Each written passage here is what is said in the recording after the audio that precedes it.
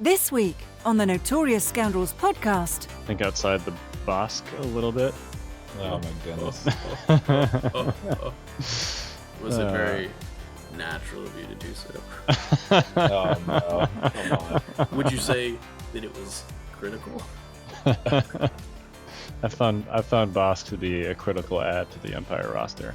Yeah, he's been surging in the Empire meta. All right, so I'm Bossk feeling is very suppressed by him. Welcome to the Notorious Scoundrels, a podcast focused on tactics and competitive play for Star Wars Legion. Hosted by Kyle Dornbos, Michael Barry, and David Zelenka, with Jay Shalansky, the man behind the glass. Welcome back to Notorious Scoundrels. How you guys doing? I'm doing great. Marvelous, just absolutely wonderful.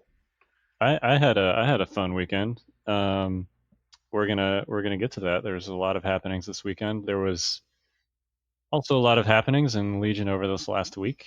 So in our stinger for the last episode, that's a radio term, right, Jay? Stinger.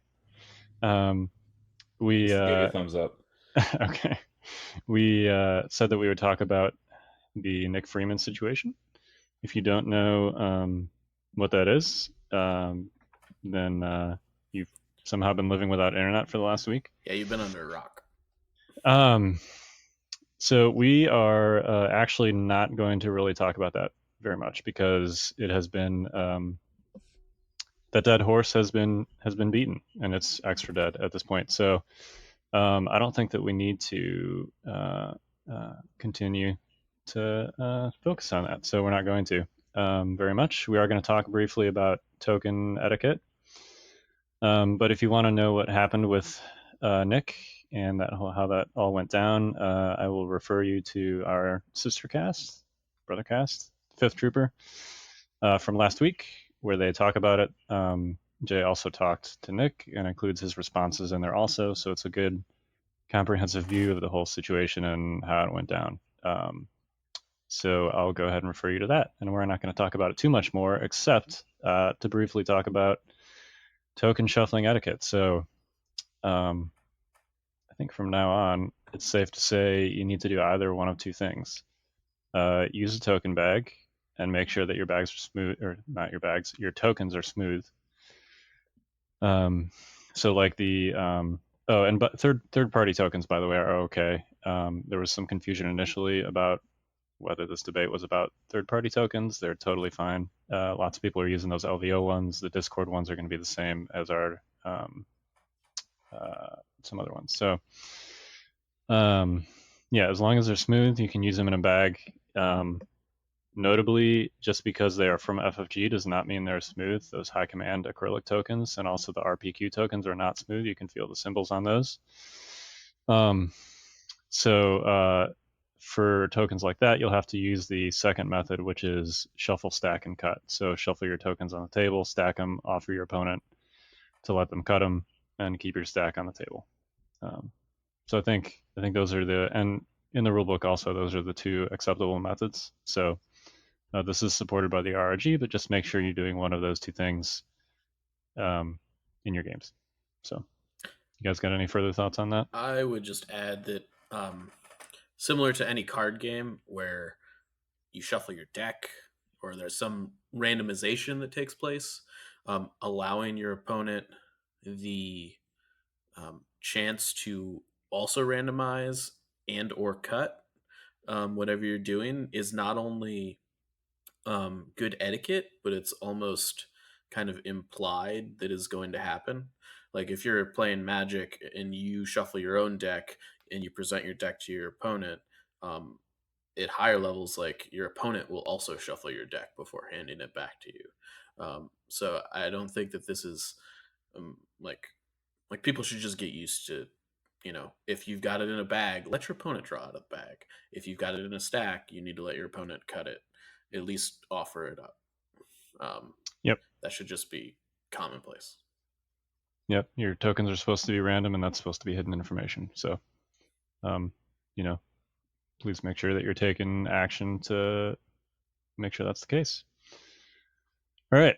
And that's all I have to say about that. How many Forrest Gump references can we get in this podcast?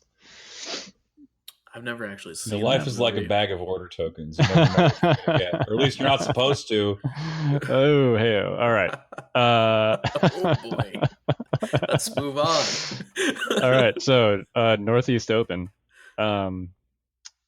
So Northeast Open is July 7th. I feel like I should know that date. No, it's today is 6th and 7th. 6th and 7th. Okay, there we So go. you weren't wrong. You were half wrong. I wasn't wrong. You're half right. I was half wrong and I was half right. Yeah, don't show up because like what was is it? I figured was this. What's the structure? Is it a double days of Swiss or is it a Swiss and then a cut? I don't remember. Swiss and a cut. Swiss and a cut. Okay, fantastic. So don't show up to the cut because you won't get in. I mean, you can try. I'm pretty sure it's Maybe just 6 rounds of Swiss. It's just Swiss. Sorry, I'm going to Just- jump in just here, saying. guys. All right. It's just All Swiss. It's 3 rounds a day for 2 days, and then we have a true winner at the end. Go back to your hole. Scrub that whole segment. Is Bunch the- of amateurs. Is the plan. So we're going to do July 6th and 7th. And the reason we're doing that is because I said this on my podcast, but I'm going to add it on your podcast, is that how many of these events have we all been to where we all wanted to go like have dinner or do something that evening and we just couldn't do it, right? And we None. just couldn't have, right? We just couldn't go have fun and meet like all these guys that we've been talking to online and stuff. And so I think doing it this way allows us not only to have the Legion tournament, but also to have fun. Yeah, I'm super looking forward to it. It's going to be awesome. We are not playing in it. We are helping in various capacities. But it should be awesome. And Jay, you got to give us like read aheads or something for plugs because I'm like a monkey when it comes to. I will formally write up your reads from now on, because otherwise you're going to see my head explode on the webcam. Yeah. We just about did. It was like yeah. there's about to be scanners over there. In Are we still doing that giveaway? Yep, that's For Land going Speeder and on Tank? until a couple of weeks, I think, another week and a half or something. So Yeah. So go to fifthtrooper.com, check that out. If you want a free land speeder or a free tank. and I don't know if we talked I'd love about this to. on your last cast, but just quickly for the Northeast Open, nice little thing. So if you make it through all 6 rounds, if you play all 6 rounds, which I really need you to, on the on the second day, if you get last place or second to last place, you will get one of our 5th Trooper mats for coming in last place. That's what we're doing. So if you lose all your And those- matches on the first day, you really want to lose all your matches on the second day Right. too. And hope your drops strength of schedule is drops bad. don't count. So Now, please, nobody throw matches. That would be bad. yeah, Don't I mean, throw matches for the you mat. know, Now, if you want to bring like double airspeed or triple Yeah, ATRT or if something, you bring if you bring a really janky list, we're gonna have something fun for you as well. So that's a thing too. separate and apart from Yes, potentially going 0-6. yes. Darn, now I want to play. Jank is great. Speaking of those mats, I got to roll mine out for the first time this weekend at a tournament at Huzzah Hobbies. And shout out to Huzzah in Ashburn, Virginia, Northern Virginia. So that was fun. Mike also went to that. Yeah. So we do want to talk about that briefly because each of us played 3 games. And it was awesome. There was a lot of people there from the Discord and also just from High Command. It was I played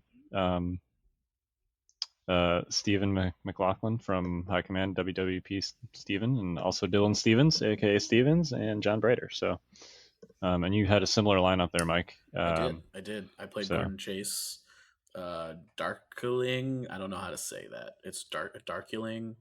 He streams a lot of the Invader League stuff, and I played Steven in the finals. Yep. So, So it was a good time. Huzzah is we got a super competitive community there. So it was weird. it's always When we all showed up, I was like, everybody here is like either from High Command or from the Discord. yeah, exactly. Like, Yep. all right. So yeah, it was fun.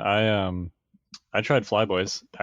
So Luke Leia is my bread and butter. I probably have more than like 40 games under my belt with Luke Leia Wonder Twins. But I've actually never done Flyboys. I've done Han, but not with Luke. So this was my first shot at that.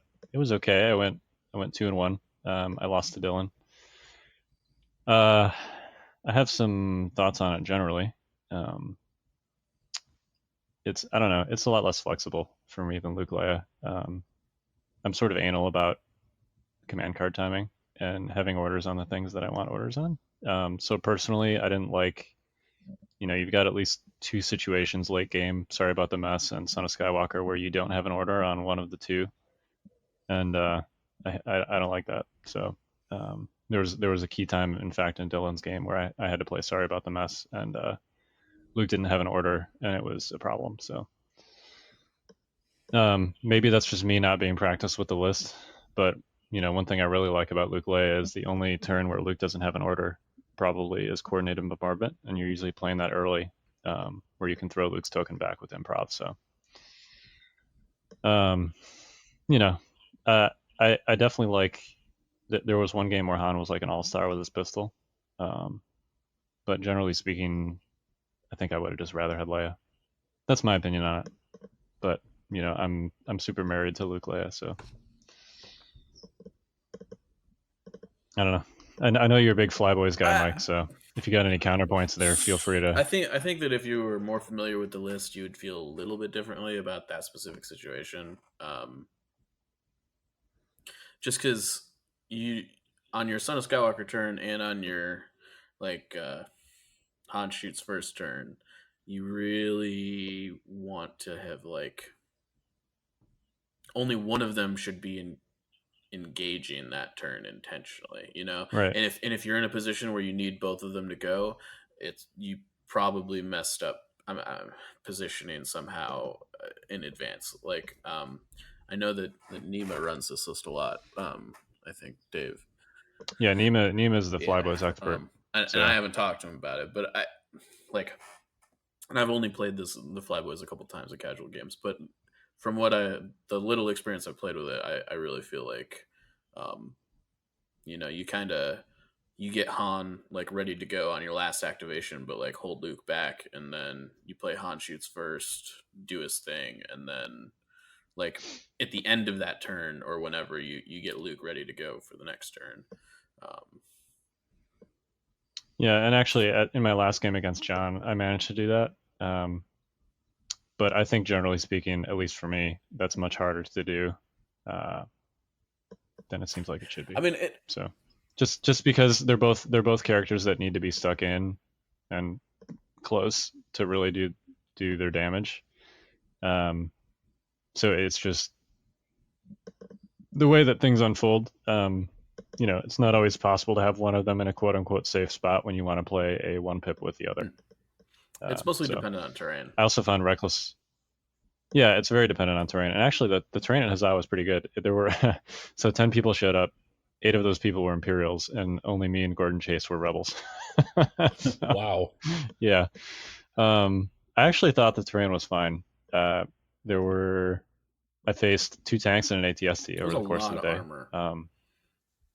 There was a lot of armor. I actually killed the tank in my first game, and I completely ignored the ATST, which was my third game. And that worked out pretty well. The second game, though, the tank was definitely a problem for me. That was against Dylan. That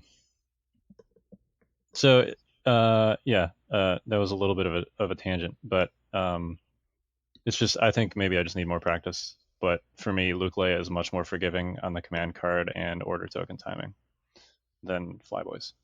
So.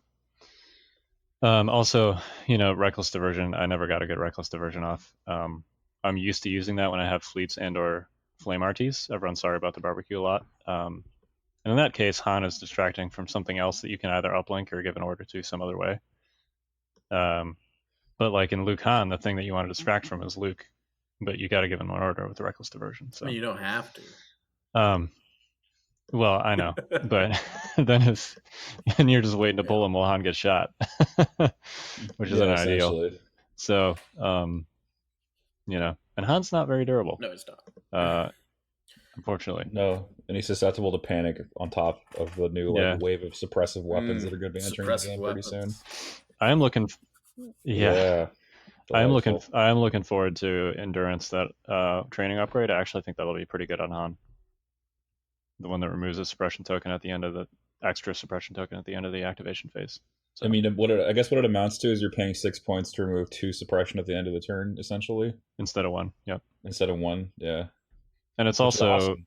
it's also a little bit of a hedge against hostile environment because, hostile environment doesn't have anything to do with endurance. I don't. So, Yep. I don't think it's it just Um, triggers. Yeah. endurance. Not a. Hmm. 6 So points I does think seem a I little think high. it It's- could probably make or break like Courage 3 characters, like endurance on like Boba or something. I think is a lot better. But my concern is that with all the suppressive weapons coming down, taking it off at the end of the turn doesn't really matter. It's like they're going to go first with Bossk and light you up anyways. Yeah, and then you've got 2 suppression on you, and unless you're like Sabine with Dauntless or something, it's not gonna make a difference. Yes, so in a sense, the timing is wrong, Right. relatively It'd be speaking. better if it was like strict orders, Yeah. where it's at the start when you activate. Yeah, you can So- choose to remove one rather than. I'm not saying it's not going to be good. I don't think it's going to. It's not going to solve Hod's problem all by itself. Yeah, No, yeah. definitely I not. don't see it. So how were your games, Mike? I won them all, so that was good. What'd you run? I ran pretty much the same thing I ran at High Command, except that I took improv off. So I'll just go through it for anybody that didn't know what I played at High Command. It was Naked Veers, Boba with Hunter, Stims, 4 DLTs, 1 DLT with a medic, 2 snipers, and a DT squad with the config and the range 4 guy. Essentially the same list I played at High Command, except no Royal Guard. Swapped them out for DTs. That was just a strict upgrade, I felt. Royal Guard were always kind of felt like a little bit of a filler. They did some cool things, but they weren't nearly as effective as I wanted them to be. DTs were way more effective. I do think you hard swap them out of this list for Bossk when it comes out. Their damage And just run double bounty. Yeah. And I think that there's some, after I've talked to Screwtape a lot about it, but I'm not sure if you run Veers in that, you might just downgrade to an officer at that point and have 30 extra points to play with. Yep. And you can also afford improv at that point too. Yep. Which is really important in double bounty, which we'll talk about because we're going to talk about bounty hunters today. Did we, we say that? We did say that, I think. All right. I don't remember. If we didn't, we are now. Yeah. Yeah. Hey. But yeah, my games were good.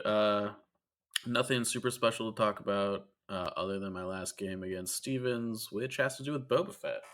It was kind of like we had a straight up I don't know, like a street pistols at dawn type thing going on over the middle recover the supply box. And it was pretty cool. We were just kind of circling it with each other's bobas, and it was essentially like whoever jumped in and grabbed it first probably would have lost, I think was what we were both thinking at the time. So 2 turns of circling it went by, and then we both played whipcord on the same turn. My boba had picked up the box on the very previous turn as my last activation. He jumped in, picked it up. So he whipcorded to stop me from getting away, and I whipcorded to go first. And he won the roll off. He jumps in, whipcords my boba, shoots my boba. I'm like, all right, well, shit. What do I do now? My boba's got the box. I'm in a bad situation. And what I decided on was I just engaged his boba with the box. Yep, because you can still move speed 1 when you're whipcorded with Boba. Yeah, so I did 2 speed 1 moves into melee with his boba, and it was turn 5. So even if he like withdrew the next turn, I was like in a pretty good situation to not have my Boba die. So I won the game off the third box with both our Bobas in melee together. It's kind of weird. Yeah. So, Yeah, don't forget, it's sort of easy to think because you're used to like whipcording Luke, who is in fact rooted in place by it. But if you're whipcording Boba or soon Sabine, they can still move. So yeah. much slower, but 2 speed 1 moves is still a good like 8 inches or so, which is fairly far. So Yeah, it was good. So I can safely say that play won me the tournament. It was he was gonna table me, I think, had that not happened. So yeah, he had a really solid list with it was basically Veer's Boba but with a tank. yeah, Thrown in for extra spice. Mhm. It was tough to deal with as a rebel. I can see that. Our game was tight. So I mean, I don't want to talk too much about it, but yeah, obviously he won it. on our game there on turn 5, I had killed his tank, and the entirety of the rest of his army was still alive, and I was just like, I don't really know where to go from here other than hide. So that's Yeah, what I you did. spend so much effort killing that thing. But yeah, so let's talk about some double bounty today. That's the new hotness in Invader. Yep. Yeah, sure And is. and the rumors are Bossk and Sabine are going to be next-ish, maybe after the ATST terrain piece. Who knows? There was a cheeky tweet from FFG today that was like a Sabine artwork thing. Was it tagged as a Legion article or a Legion thing? I think so. Okay. Well, maybe it's Sabine. Okay. That would be cool. Who knows? That would be cool. I like the down to ATST pack. I'm sure is for somebody, but it's not really for me.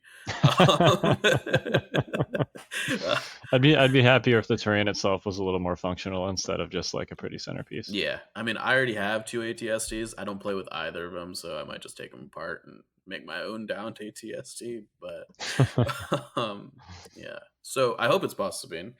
But in any case, both of them, Bossk and Sabine, have been entirely or mostly spoiled for a while now. So we've been playing around with them on Invader League, and at least enough to talk tactics for both bounty hunters. So because a lot of people have been asking about double bounty, that's like all the hotness in Invader League. So we're going to talk about that and the two scum involved. Mike, you wanna do Boba Fett first since he's been around forever? Sure. I mean, so according to some people, he's the best unit in the game. We can start there. Yes. Jay's nodding.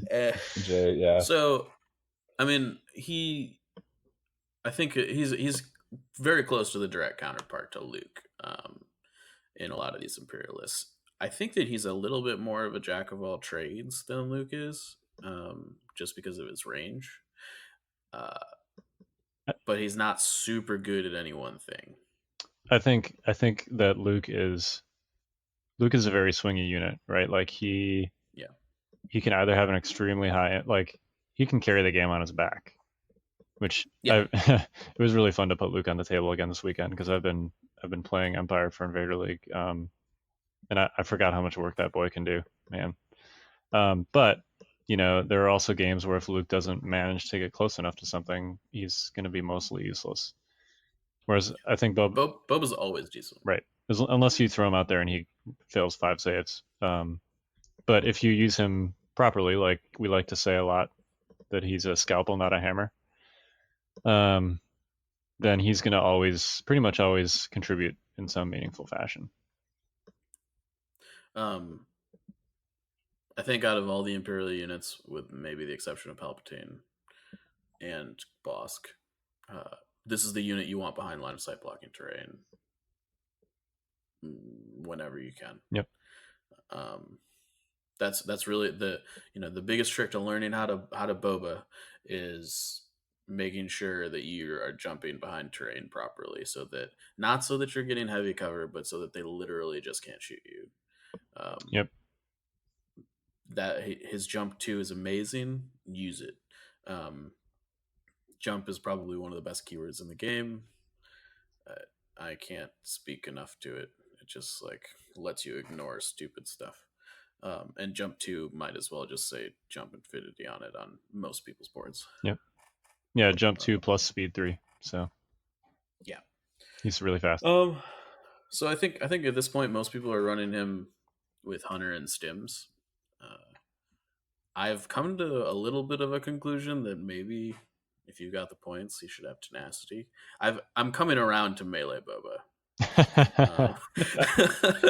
Okay. So I think Yeah, I think it's actually, I haven't toyed around with it enough, but 2 of his command cards are actually exceptional in melee. So you engage with flamethrower, which is usable in melee. So if you've got him with tenacity, you can easily lay down like, I don't know, 8 red dice against the Rebel Trooper squad that surged a crit, which is pretty good. And heaven forbid he's still in melee. He's essentially got force push and whipcord as far as disengagement properties go. Yeah, so notably, by the way, with whipcord, you can, even if you're engaged by 2 units, you can, and you're only whipcord one of them, you can still disengage. Yep. So It's better than force push in that regard. Yep, because as long as he's engaged with 1 unit with a token, the immobilized token, you meet the condition for the disengage. Yep. Which is stellar, and yeah, it's just fantastic. There's no other way to put it. Yeah, so don't forget that. The first time somebody did that to me, I was like, whoa, I got a unit in there without an immobilized token. That's some bull. Yeah, exactly. I had the same reaction. I was like, what? No, come on. The first time I had like moved a second unit in specifically because it's like, oh, he's going to play whipcord next turn. This is going to block him. That's not how the card text reads. So, yep. He isn't Luke. He's not Luke, no. You know, his saves are really good. Don't rely on them. You should act like they're blank. Yep, same concept as Luke, right? Yeah. He's, I think, a little bit more forgiving than Luke in that regard, though. Yeah, because he's always got Surge. Yeah. He's Luke, 16% more forgiving, in fact. Yeah. And frankly, this is going to sound a little bit crazy because I know it's not true, but every time that I roll for Impervious, I'm like, man, this is better than Pierce Immune. And it's not, but that's how it feels. It feels like you roll more paint, doesn't it? Yeah, every time. I'm like, oh, sweet. I've got 2 wounds coming in, Pierce 1. I'll roll 3 dice, 3 blocks. So, yeah.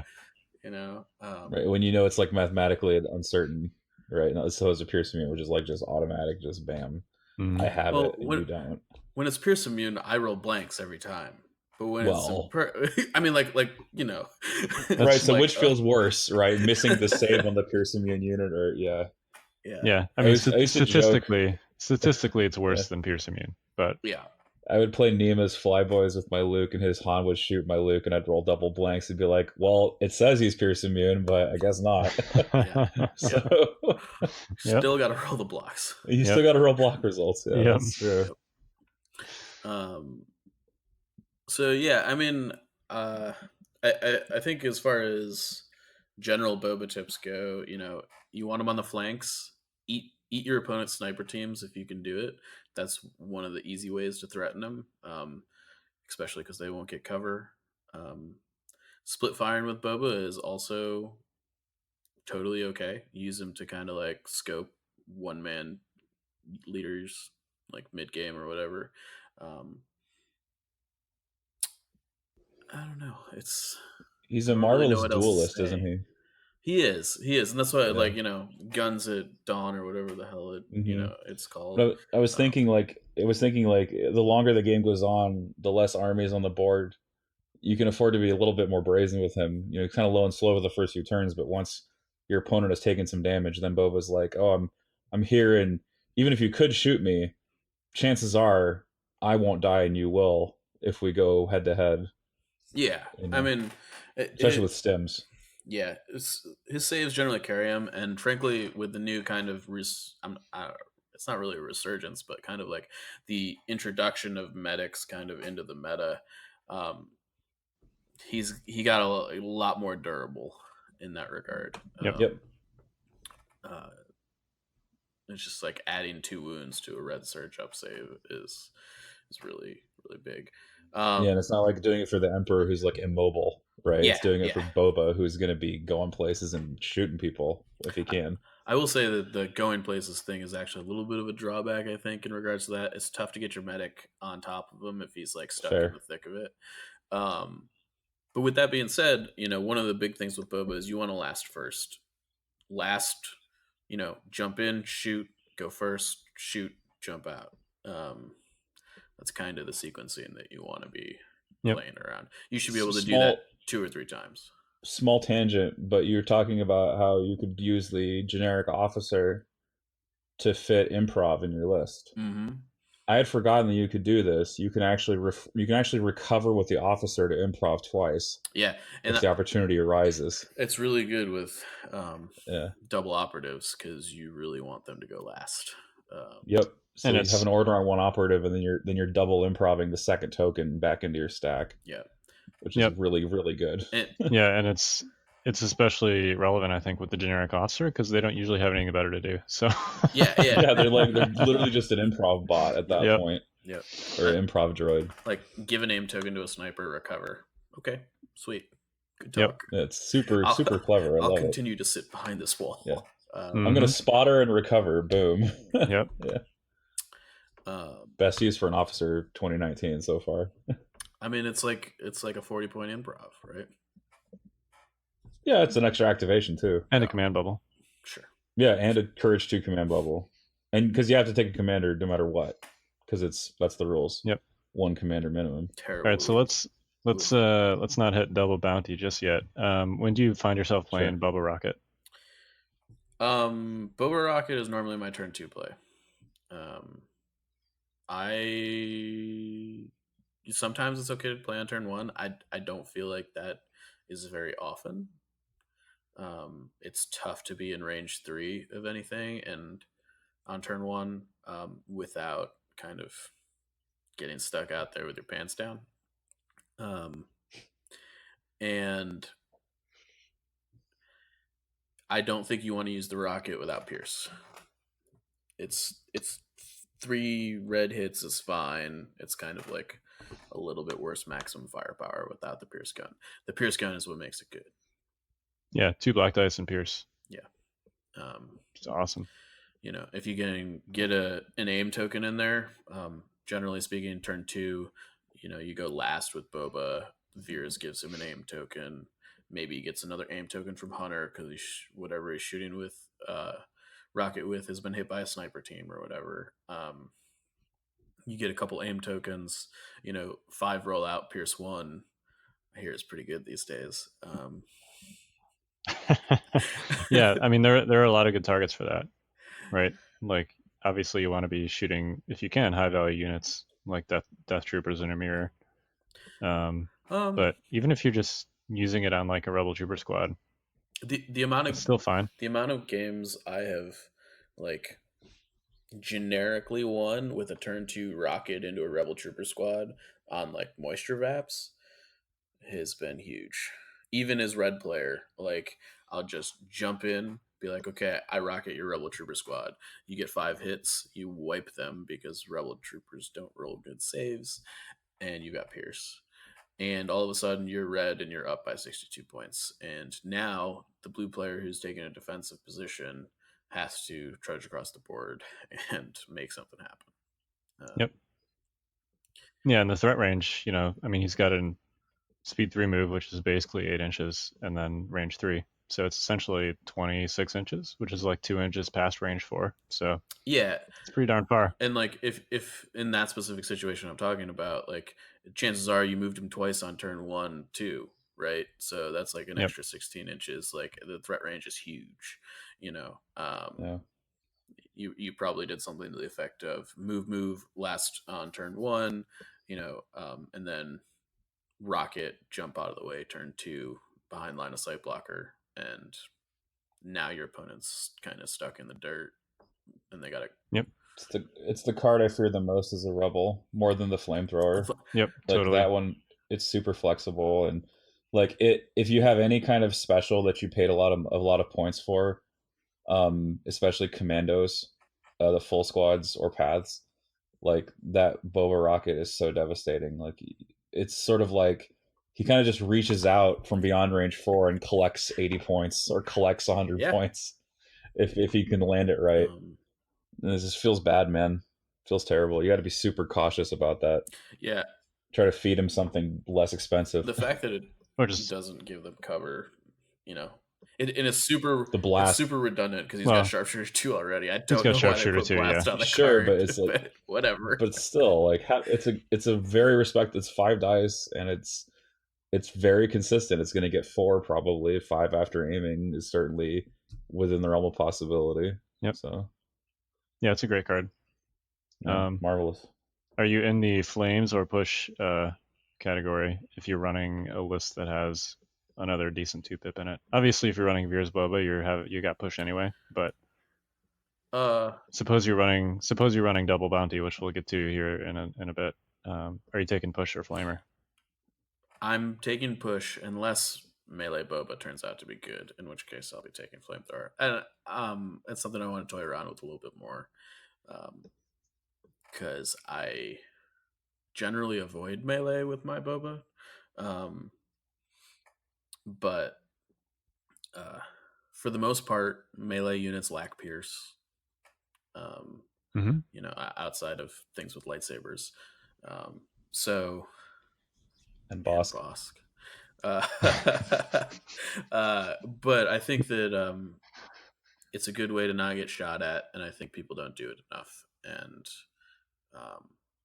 I think flamethrower gets a lot better. Even if flamethrower says, you know, 1 red die, and you've got tenacity, all of a sudden your melee attacks 4 red dice. Like that's still not bad. That's pretty good. And against anything that's more than 1 unit, it's just great. So, I don't know. That's just kind of how I'm generally feeling about it right now. Whether it's right or not is very up in the air. But I think that toolbox Boba that has tenacity, so it's a minor tangent. I think Hunter is not great anymore. So hear me out on this. Yeah, Okay. you got to explain yourself on that one. So it's good, but I don't think it's the auto include it was at like high command for a variety of reasons. The 2 main ones is that the amount of rebel lists that have Wookiees in them and the amount of Imperialists that have Royal Guard in them has severely diminished presently in the meta. If they were to make a resurgence, okay, fine, we can have that conversation. But the fact that there's only 1 or 2 things in your opponent's army that actually trigger Hunter makes it a lot less good in my mind.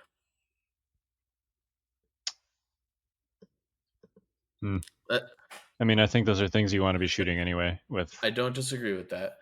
Okay. But often you can get an aim on Boba if you want it anyways, because Veers is just chilling. Veers is nearby. And unlike Bossk, multiple aims are going to have diminishing returns a little bit on Boba. There's been so many times that I'm just like, oh, I've got 2-3 aims on Boba. I only need 1, maybe, you know. So, it's still fine if you have an extra 6 points. Throw Hunter on him for sure, but like definitely go get Stims first. Stims is way more important on Boba than Hunter is. Yep, I agree with that. Over the last 2 months, I've felt that Hunter has turned into a nice to have as opposed to I have to put this on him. But yeah, so that's how I feel about flamethrower. Whipcord is Boba's best card by a lot, I think, in my mind. Just because so if it was a 1-pip card that said Boba goes, that just says Boba on it, I think it would also be fine. But Whipcord is just so many levels above that. You okay there, Kyle? You're like, yeah, my cat just clawed her way up my leg to sit on my lap. She wants to hear about Boba. Yeah, obviously. So being able to root literally any unit in place is absolutely amazing. You know, this is an objective based game, and being able to just tell someone no, you don't get to really do that outside of Panic, and that's pretty close to never a sure thing unless you've done something really, really well, which sometimes happens. You have like 8 suppression on a Rebel Trooper unit, and they are going to panic. But if they're immobilized, they ain't doing anything. It's great on Luke. It's great on opposing Bobas. It's just generally all around good. What do you, if you're not facing someone who has Luke or Boba, what are you using it on typically? A lot of times, if they don't have like a target, it's just kind of a freebie. Like I'll use it to suppress an enemy unit. Sort of like it kind of turns into Jedi Mind Trick a little bit for a turn. Except it's free instead of 5 points. And it has the added bonus of not only are they suppressed, but they can't move. So that's nice. It's just comes in clutch a lot. Your opponent's got a box carry, and you really need them to not go anywhere. So you whipcord them. Move whipcord is also like very in the cards. You shouldn't like count that out. At that threat range, it's 16 inches plus range 1, so it's like a 22-inch threat range that you can whipcord pretty much. By the time you're whipcording, you can pretty much get anything in play if you want to. You have to give up his attack, which isn't super great, but and we talk a lot about inches on this show. The range ruler increments are 6 inches. So like when we say 22 inches, that's 2 inches shy of range 4, basically. Yep. Which I'm sure we've talked about before, probably, but it's been a while since our measuring episode. So nothing wrong with reminding people. Yep. Yeah. So when you can whipcord anything in an FD turret's bubble, I mean, it's very flexible is really all I have to say about it. It's generically just good value. At worst, it's good value, and at best, it wins you the game a lot of the time. Yeah, Boba's good. I actually, I have not played him yet in my Empire foray.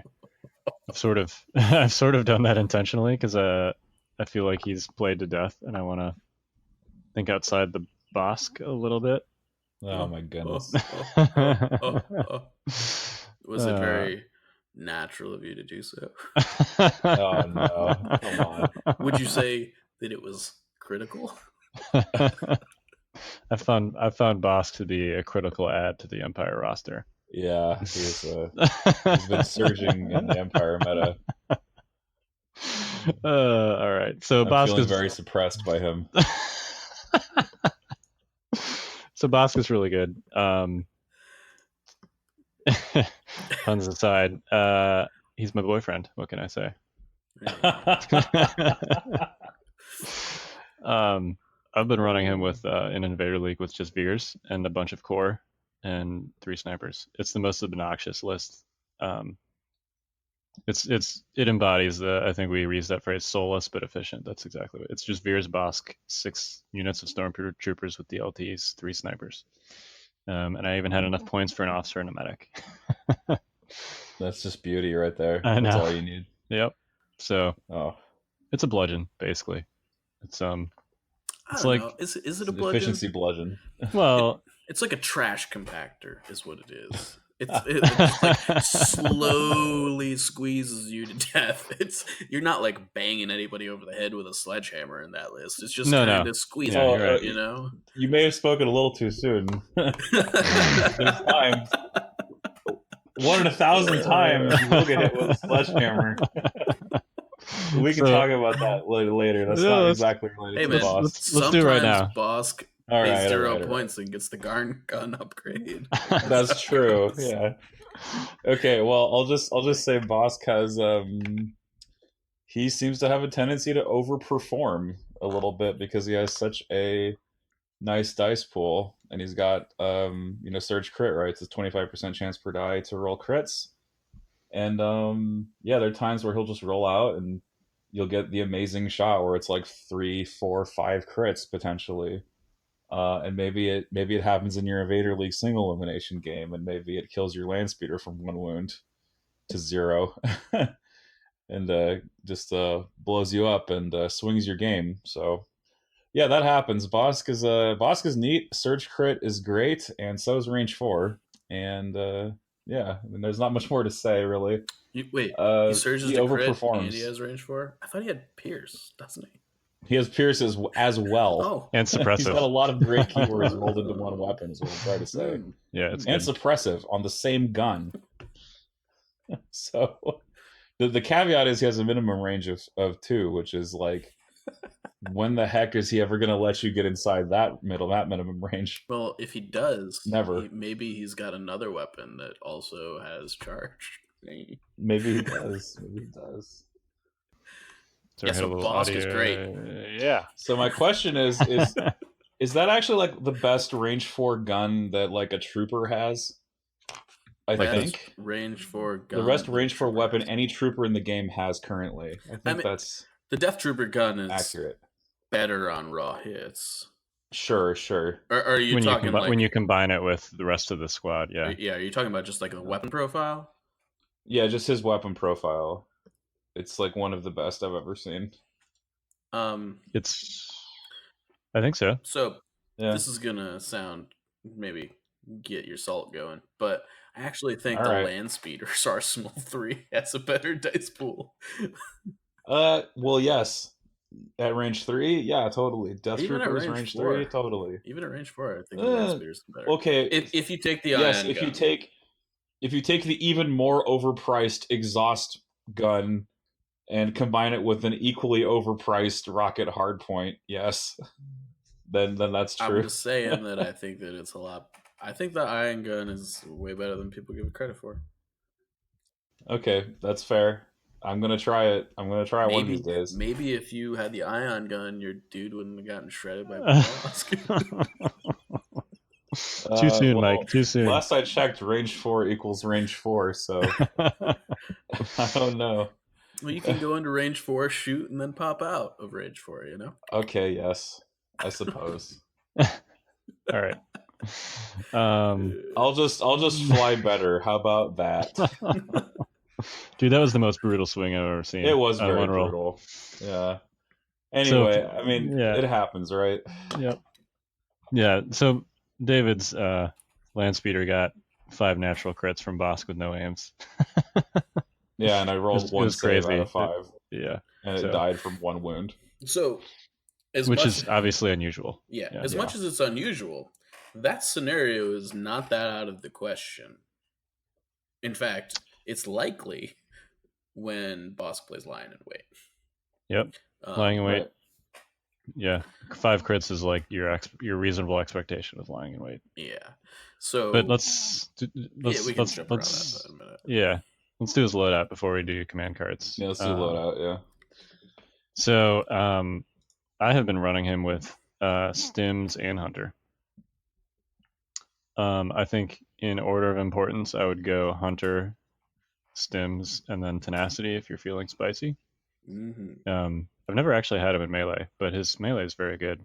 Yeah, and Tenacity essentially just reads you always have 1 red die. Right. Yeah, because he's going to be wounded. Yeah. If you're using him in melee, he's going to be wounded by the time you get there. Yeah. But I've never actually had to because his range 4 is so excellent. So for those, so I have a very defensive playstyle. Some might say boring, but Bossk fits it perfectly because he just reaches out and touches things at range 4. No, soulless. Soulless? Okay, yeah, but it has been described that way also. So I feel like I missed the cast where this was talked about, but I think your playstyle may be soulless and effective, or however you guys call it. However, I also think that defensive playstyle is generically pretty uniform across the top players of the game. Like if you don't know how to play that way, you're probably not playing at a competitive level to some degree. I wouldn't go that far, but yes, if you look at players like myself, and Kingsley, I'm definitely not putting myself in the same category as Kingsley, but defense wins games, right? So, Yep. if you can force a situation where your opponent is coming to you, then they're spending actions moving, and you're spending actions aiming or dodging or whatever. So we've talked about this a lot before, but Bossk is great for that. Yeah. He's going to be super great on VAPs. He's just a really good all rounder. Yep, and he's only 115 points. So yep. So can you put this to rest? The eternal question: do you take targeting scopes on Bossk? No.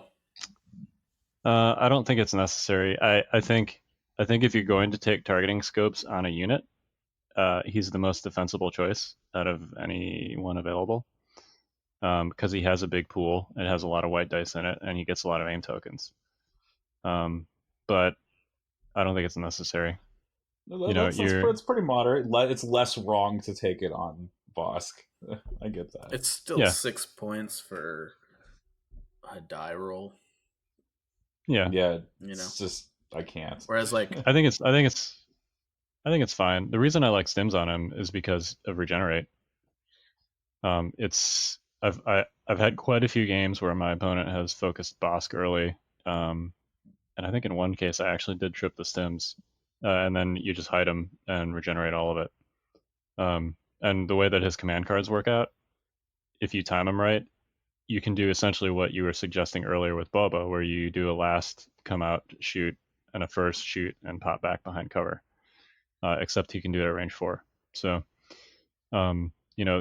there are really good combinations for that, like lying in wait, right? Lying in wait is a perfect last activation card. And then you can play like Reptilian Rampage on your very next turn, double tap something, and then use the free move from it to jump right back behind cover. So I sequence it that way a lot. I also run him with... I dare say it was designed for with a 3-pip. Yeah. Oh, yeah. That's how they intended it. 3 attack actions back to back to back, essentially. And there's been a couple games now where I think I've suppressed Sir Luke Skywalker with that type of thing going down, which doesn't happen a ton. No, I mean, I talked about this last week, but in one of my Invader League round robin games, I panicked a unit of Death Troopers doing this. So we casted that one. 5 suppression after the roll, and they were out of there. Yep.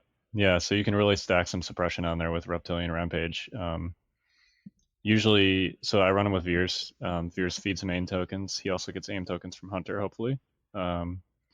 Usually I try and hit my, not my bounty target necessarily, but an important character with maximum firepower to trigger Hunter. And then whenever you're using Reptilian Rampage or just shooting at that target generally, you get a free aim token, which is huge with Bossk's dice pool. So, and I just use him to take shots of opportunity. It doesn't even have to be characters or even the bounty. The bounty's interesting. I did have one game where that was pretty huge. My very first one as umpire, in fact. But generally speaking, like I don't super focus on it, and we actually didn't specifically talk about the bounty keyword with Boba either, but I put it on a target that I think is going to want to get close to things. So Luke, if they have a Luke, Han, if they have a Han, Chewie is like a guaranteed bounty just because it really makes them pause for Guardian. And then I kind of just ignore it for the rest of the game unless I see like an opportunity to take it. But I definitely don't, at least with Bossk, I don't like seek it out. I don't know if you do the same thing with Boba or not. I think right now it's kind of, to go back to what I was saying earlier, it's kind of like a nice to have. I think it changes when you have Boba and Bossk in the same list. Yeah, because you have 2 bounty targets. Yeah, and it's just like all of a sudden it becomes just like a victory point that you get. And at that point, like, you're probably like cutting intercept out of your deck and stuff like that to really leverage the fact that you have bounty in your list and an extra victory point or two. I've never lost a game to bounty until double bounty hunter became a thing. It was always very trivial and not an issue. But as soon as all my characters had bounty targets on their heads, things get a little bit more real. Yeah, I definitely think the conversation around seeking out bounty tokens changes with double bounty versus just running a single bounty hunter. The Dioxis charge, I kind of view it as just ambush for Bossk, and if you're close enough to throw it at something, that's fine. But I've never actually had to. I think every time I've played it, it's basically just been ambush for Bossk, which is fine. It's a perfectly good use of it. The Dioxis charge, if you can get it in there, is great. Poison tokens, free damage. You get a speed 1 move after you throw it, and we at least decided for Invader League that you could use that speed 1 move to trigger detonate. So obviously they're not out yet, so we'll see, what like the quote unquote official stance is on that. But at least for Invader League, that's what we're doing. The thing that really sets that card apart is the poison. Yeah. Because you just think of it, right? Like if you can catch 4 units, 5 units, that's just damage.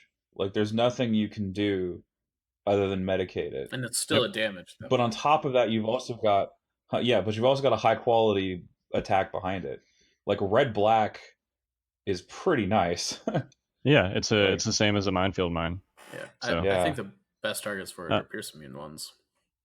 All of a sudden you're forcing an unstable, essentially a guaranteed hit on Luke, a guaranteed hit on, Palpatine. Like what? That's huge. Yeah, I just find that he's rarely close enough to do that unless you've done something wrong. Well, I mean, to go back to what you were saying earlier, you do play a little bit defensively, and like the last first quadruple move, toss a charge is like a thing you can do, right? It's instead of using your reptilian rampage to shoot, you can move, and then move again on your next turn and drop bomb and go boom. Now, I don't think there are a ton of situations where you want to do that because you're kind of sacrificing Bossk to that play most of the time. But I can see a world where that could be good. Yeah, and he is, that brings up a good point generally. He's like Chewie in that he's got paper-thin armor, right? He's unlike Chewie in that he regenerates, but he is extremely vulnerable to burst damage. So if you leave him hanging out there with his ass in the wind, you can get bursted down pretty quick. No. So that's why it's important to repeatedly, if you're doing a last activation with him, make sure he's behind cover, behind line of sight blocking terrain for the duration of that turn, and then the next turn when you're exposed, you want to shoot and then get back out. And he has Unhindered and Expert Climber, which is great for that, and line of sight blocking terrain. So. Small caveat to a lot of these points, though. Yes, you can burst him down. It's possible. However, he has 7 wounds, is going to be in heavy cover, potentially. Has emergency stems as well. Has regenerate. So by shooting him, there is an inherent risk, which is just all the better. It's like I'd feel like if I was an Empire player, and I could bait my opponent into shooting piecemeal at Bossk, I've won in a really big way suddenly, because now I have this unit that didn't lose any strength. My opponent wasted their time shooting my character that regenerates, and I'm pretty much just like, oh, I took basically nothing. Like it was just a massive win for me to bait you into shooting him. And then that's on my way in for the Dioxis. It's going to clear the intercept central point or some other, massed group of infantry that's hiding behind line of sight blocking terrain that I can also hide behind.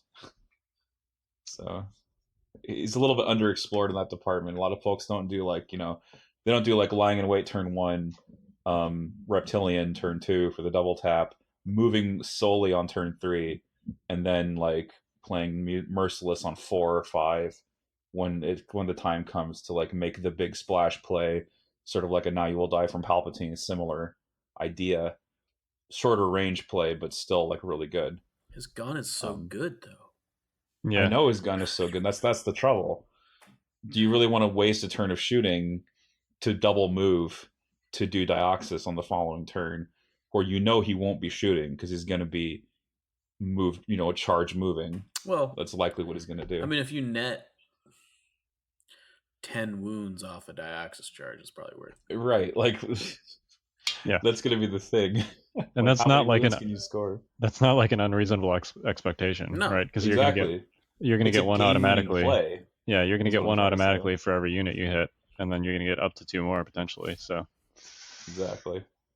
Totally game winning if you can pull it off. Like, yeah, but don't like 10 damage with no answer. Like, that's huge. Yeah, but also don't like throw Bossk away to do that. Yeah, please don't. Yeah, unwise. Yeah, unless he's dropped the mine already, in which case. But if he gets shot on the way in, it's terrible. Of course. Yeah, you don't want that. Be aware, obviously, if you're trying something like that, you got to be aware of Han, right? With change of plans and sorry about the mess. Yeah. Or voracious ambition from Krennic, which also beats you. So I think it has its place. It definitely has a place. Yeah. I just haven't found myself in that place yet. Right. You've only played what, like 5 games with him? I have played. Let me think. 6, maybe. 7. Okay. Yeah. So not as I'm still a noob, an Empire noob, so to speak. But I love him. He's awesome. You guys got any more Bossk specific thoughts? Just I can't reinforce how paper thin he is. I know you guys are like, yeah, he can regenerate and shit. And I'm like, I'm sitting here shaking my head thinking, no. Yeah, he's true with 2 less. I don't want you to shoot my Bossk ever. Like, I don't know. Yeah. You just don't expose him. I mean, we kind of been joking in the last couple weeks that like, Death Troopers just say destroy a Rebel Trooper squad at range 4. It also says, destroy Bossk at range 4 for the most part. Yep. So and it's like any single character, if he's not line of sight blocked, it's hard to get him in heavy cover and like shooting. Like that's unless there's like an active barricade, that can be tough. I mean, he's a glass cannon, except against rebels, because you probably weren't going to shoot him anyway. So, because he's range 4. I was playing. I played John Brader. This is a super quick tangent. In my last round, he had my favorite quote of the day. I think. He was using an ATSD, and quite effectively, he actually deleted 2 Rebel Trooper squads on back-to-back turns. And he lamented its uselessness against other Empire players. And I'm like, well, it's a lot better against Rebels. And he's like, everything that shoots is better against Rebels. Bravo. Well, defense wins games, and sometimes if you show up with a white save as opposed to a red one, I don't know what to tell you. You done messed up, son. Guess okay. I quit Legion, so you guys still Clone Wars. I love Rebels. They're still my fave. Come on, like if I follow that logic to its absurd conclusion, like we're not saying Rebels are bad. I'm saying please don't take it that way. I am saying Rebels are amazing, and I am not afraid to say it. I think right now Rebels are terrible. And I've been a staunch defender of the peace in this realm for a while. I think with the introduction of the tank, with DTs, and with Bossk, the game has transformed into a range 4 gunline fight a lot of the time. And I'm not saying Rebels can't win, but I am saying that I think in the asymmetric Rebel versus Imperial matchup right now, Rebels are bad. I think that's highly terrain dependent, but certainly Yes. on the boards that we're used to playing, I think that's probably true. We're just gonna have to innovate, man. Like that's all I can say. If standing and shooting ain't working anymore, we got to do something Totally. else. I mean, Yep. maybe there's a configuration that will make like a new Rebel meta list surge to the top, but I don't think Wonder Twins is what it is 2 months ago. It's still good, but I don't think it's, you know, I think it's still very good. Rebels still have advantages in range 3 and less. They still have better, faster melee units. I wouldn't go so far as to say they straight up have better characters anymore, not post Bossk. No, but that advantage definitely eroded with Bossk. But let's. I think we should revisit this conversation in a couple months. Yeah, I mean, I think so too. I'm interested to see where Invader goes. I mean, Invader is not the meta, but it's been like a precursor that we've seen pretty significantly and pretty consistently. Mm-hmm. Elims was what, 24 imps against 12 or rebels or something like that. 22 and 10. 22 and 10. Yeah, it had a heavy Imperial slant. It was basically a complete flip of last time where we had rebels. What was it? Rebel snipers? No, what was it? There was like no snipers, but the rebels had the FD, and that was like standing things on its head. I don't know. I mean, like that's like a pretty good indicator to me that something might be wrong. I'm not saying it is, but it might be. We'll have to see how Elims goes. So for those that don't know how Invader works, there's a round robin stage, which is 5 games, and then the top 2 players basically from each like quote unquote division advance to eliminations. So the Empire Rebel split was not actually that stark in round robin. Out of the 96 players, it was, I want to say, like 55-45 roughly split. But obviously, 2/3 of the players that ended up making Elims were Empire. That said, I think that we changed the maps hopefully to throw more line of sight blockers down there near the middle and maybe help out Rebels some.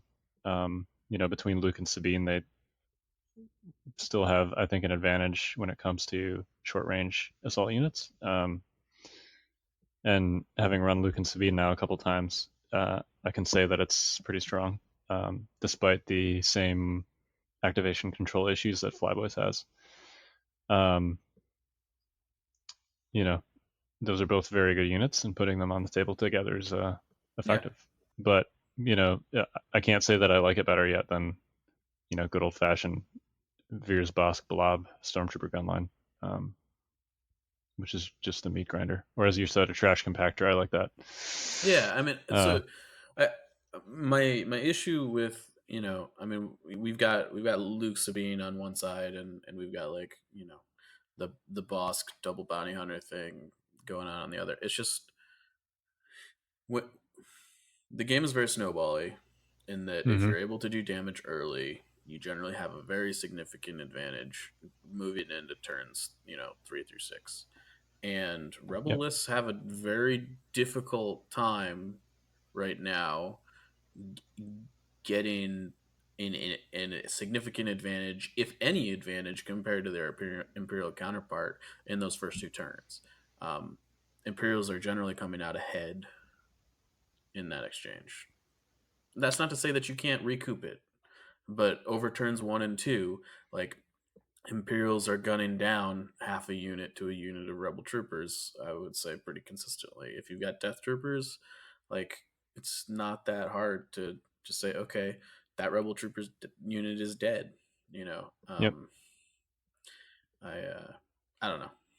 Yeah, we'll have to see how Rebel players adapt, and how one of the things, we've said this before, beating the terrain drum, but one of the things that's nice about Legion is we play on a battlefield with customizable terrain. So if we feel like there's a faction imbalance centered around long range weapons, we, the player base, has the power to adjust our expectations of what a good table looks like.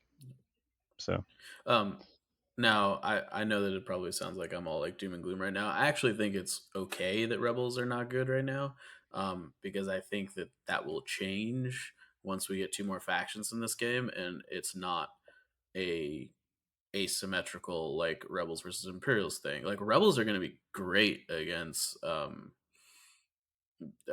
Confederacy. Like they're going to be super good. Yeah, we'll see. But I think they're still good. But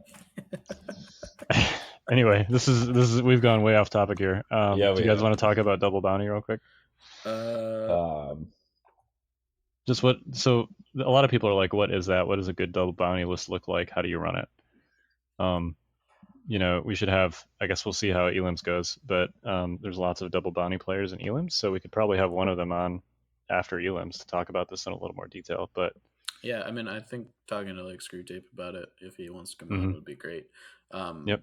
I think. No. Yeah, I think the list he played against me in round robin was essentially just triple snipers. I think he was trying out Hunter on all of them. Last I talked to him, I don't think he was a super fan of it. But it was triple snipers, officer, Bossk, Boba, some number of DLTs that I don't remember. It might have been 5. Yep.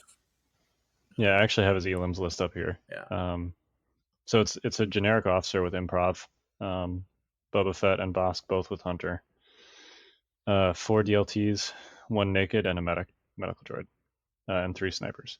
So that is 11 activations, double bounty, which is pretty good. Yeah. That 11 activations, we talked obviously today about both of those bounty hunter 3 pips, the rocket and lying in wait. Those both work a lot better when you have 11 activations instead of 10. Yeah, last firsting is a lot easier when you're already up on an activation. Yep. It's a little bit light on core units for my taste, or core units that do stuff. Yeah, I mean, there's only 4. You've only got 4 core unit heavy weapons in there, basically. Yeah. I haven't actually played it yet, so I can't really speak to, how much I like that version of the list. I'm more inclined to, I think, to go like, I don't know, heavy on the core units and cut like a sniper team or something. Yeah, I don't know. We'll have to see how they do with it. I'm all about the core units, as you guys can tell. So I'm definitely more comfortable running just one bounty hunter, because it is the reason that you run improv with an officer in this list is because half the time Bossk has an order and half the time Boba has an order, and they're both really important pieces that need one. So yeah, there are gonna be times when even if you improv, your other bounty hunter is gonna go in the first half. Yep. And you're gonna be like, oh, that kind of sucks. Yeah, or you're gonna want them. They're gonna be in a position where you're gonna want them to go early, and you've already played the cards that allow them to do that. Yep. So you definitely want to run push in that list instead of flamethrower for that reason. Yeah, I think so. Yeah, you need push. You gotta have control. Yep. Sometimes you just have to have the control. Yep, for sure. And Flamer is not the best card anyway, like we've already discussed. Man, melee Boba is gonna be a thing. I'm gonna make it a thing. I don't know, like you guys are like, oh, flamethrower's bad. I think flamethrower is bad, but I'm gonna make it a thing. It's gonna happen. Yeah, hey, I think I'm gonna try playing Rebels without snipers for a month and see how well I do. So this is what I want you to do. This is the list that I think is like low key amazing. All right, talk to me. 2 land speeders, both with ion guns and rocket launcher guys. 3 rotary ATRTs, and I believe you can fit 4 naked rebel troopers with astromechs plus Leia in that list. I think it's super good, and people are sleeping on it. Kyle's just like shaking his head. Look, here's the thing, right? So, yeah, DLTs like pick apart your armor normally, right? But you've got 5 things that have the keyword armor on it. They can't kill all of them. I don't know. I faced a double ATST list in round robin, and I melted both of them before like the first half of turn 3 was over. So look, is there the word ATST anywhere in what I just said? I don't think so. No, I'm just saying Empire lists throw a lot of impact out there, especially Empire lists that have Bossk. That's Yeah. no doubt. But like with two land speeders, you should be able to. First of all, if they've got another vehicle that's dealing impact to you, you can just ion it to death. No problemo. Problem solved. If you don't, you can just like move, aim, shoot, and you got 2 units of DTs worth of stuff. Like it's super good. Yeah, You heard it here, folks. No, I First. think double land speeder is a thing. I just don't think it's a thing with the ion gun because it needs the fire base that the other blaster gives it. Like that's the core of the attack is the And 4 black. yeah, and the ion's super expensive. I think Yeah, ion's 4 I more think the points. range 3 loadout that you've been running, David, is fine. Yeah, the rocket launcher, Mark II A300. Congratulations, you've saved 20 points. You can buy yourself a couple extra Rebel Troopers. Go run this list. There you go. Yeah, there you go. Give it a shot. I'm not brave enough. So Well, I'm gonna try because I think we need to break this mold. There has to be a better way, and one person can do it. Lupo discovered the secret, so which is saboteurs, but Lupo is really freaking good. So I'm not saying this is a universal truth. The snipers aren't necessary. Far be it from me to suggest such a thing, but it's possible. Well, and I will say So. that you know, if Sabs are good, they're gonna be good now. I think is kind of what I want to say about that. Rebels can't really compete on the ranged 4+ level at the moment, so I sort of That's what I I'm sort of saying, feel man. like So why take yeah. snipers? So why take snipers, right? It's not to say that they're bad, but it's kind of an unwinning position presently. Yeah, we'll see. you guys got any more bounty hunter thoughts? Try bringing less commanders and see if that works. That actually kind of worked for me against Garn. You mean just running Bounty, Leia? bounty was never a factor. Like he couldn't actually get to the unit that would give him a bounty token ever because Leia was always safe. So, I mean, my initial reaction, my gut reaction to that statement is, well, I've already won. You didn't bring Luke. I mean, You preemptively like, prevented Luke from hitting the table. like right, like I'm taking double bounty. You didn't take Luke, so great. No, I don't know. It's an interesting thought. I think as Rebels, you're still. I mean, I said this earlier, but like I have been not playing Rebels for a bit, and I went back to it, and I put Luke back on the table, and like, man, I missed him. I think the biggest thing is that if we're in a position where like Rebels are taking one commander specifically to get away from bounty, like a large portion of the Rebels list strengths are in those command cards. They're really good, and I think giving up 3 of them is a big deal. Yep, I tend to agree. I do think there's some promise to the land speeder, but I've said before, I think the hard points are just a little too expensive. Because for 2 reasons, really. A, Rebels don't really have a vehicle commander, so there's no like quote unquote natural synergy for it. And B, you're giving up the opportunity to take Luke. So, like we said already. So, yeah, that's true. But I definitely admire you for putting it on the table and doing pretty well. You know, we're not for Bossk and his 5 crits. I was ahead until that moment. Yeah, you almost still pulled it out. I think if you'd killed Boba on that last turn, though. Yeah, if I had killed Boba, I think it would have gone. If Boba had died, I would have gotten the Vaps back to full, and then it would have gone to points, and we would have seen. But without Leia killing Boba on the top of 6, I couldn't win. Yep. Did Boba like slide in and like damage your Vap or something? Yeah, he slid in, damaged it, and then Leia was off by 1 on delivering the fatal blow. So sad face. Boba likes to slide in there.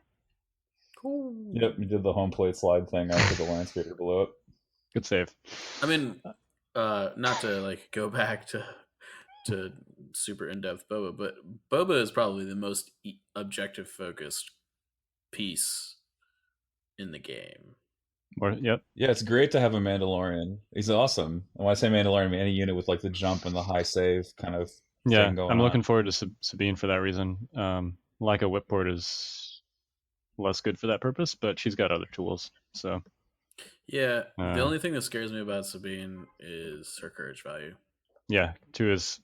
I mean, that's why you're buying dark sabers for Dauntless. But we're going way down the rabbit hole here. We could tune in certainly next time for Sabine Wren. Oh yeah, we should talk about Sabine. We do need to and talk maybe about Jin, Sabine. Maybe we'll maybe some other heroes. We don't need to talk about Jen. Don't we though? She's bad. We don't. She's bad. We really don't. Let's move on. Here's a hot take. I'm afraid Sabine might be falling into the same trap. I don't know about that. I don't know. We'll see. Explosions is real good, and I know that we had a I know. conversation. I know. But yeah, we'll do a Sabine episode either before or shortly after she comes out, which hopefully is soon. So Sabine is owed. Yep. All right, you guys got any final thoughts? Jay's like, sign off. It's time for bed. You're all done. Wrap it up, boys. Right. I love seeing the body language from Jay now that we got these webcams. Right. Yeah, it's nice to have the camera feed. Like, you've been rambling for an hour and a half. Please turn it off. All right. Well, I guess hopefully not too rambly. You know. Yeah, I love the crit final lizard. thought: randomize your tokens. Random means random. Yep. Don't put yourself in unnecessary risks. Some things you just can't unsee. Yep. All right, boys. Let's peace out here. So until next time, we are the Notorious Scoundrels. I'm Kyle. I'm Mike. I'm David.